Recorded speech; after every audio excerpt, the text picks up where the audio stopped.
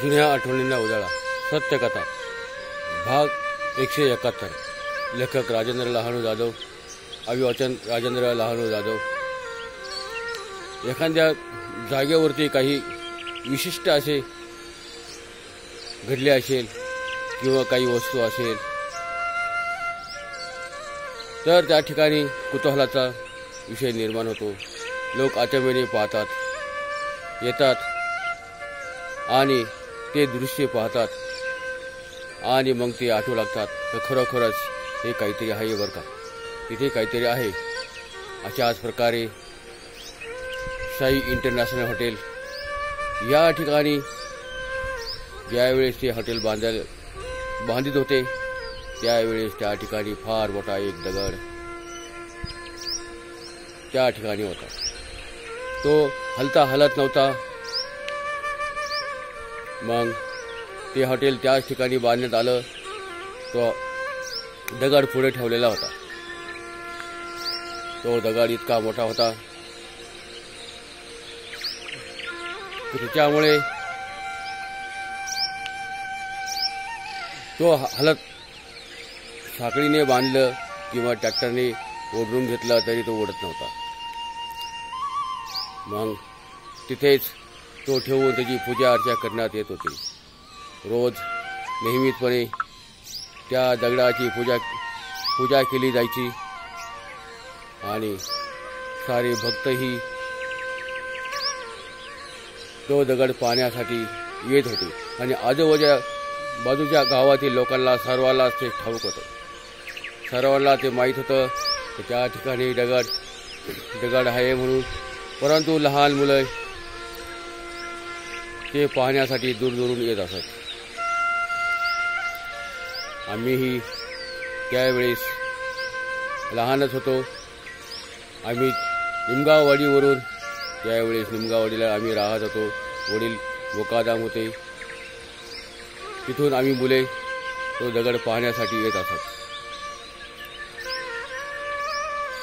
त्या दगडीचं वैशिष्ट्य महंती तिथील लोक सांगायची, जाणकार लोक, म्हातारे लोक ते काही गोष्टी त्या दगडाबद्दल सांगायचे। तो दगड कोणी म्हणत असे तो दगड बाजूच्या रानात होता, तिथून तो दगड तिथपर्यंत आला असे काहीतरी सांगायचे आणि ते मात्र तर लहान मुलांना ते आश्चर्य वाटायचं। मग लहान मुले प्रत्येकाला ती गोष्ट शाळेत गेल्यानंतर शाळेतल्या मुलांना, शाळेतल्या दोस्तांना, सर्वांना ते सांगायचे दगड। मग त्या दगडाला रोजची पूजा, अगरबत्ती, धूप, प्रसाद दिला जायचा, तिची पूजा केली जायची आणि त्याच हॉटेलमध्ये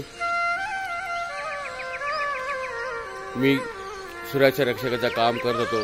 त्या अगोदर माझे 5-6 भाऊ त्याच हॉटेलमध्ये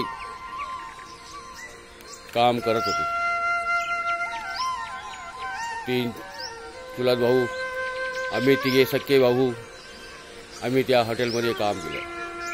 आमचे बंधू जे शिक्षक जी विद्यालयामध्ये कोपरगावामध्ये शिक्षक झाले ते त्या ठिकाणीच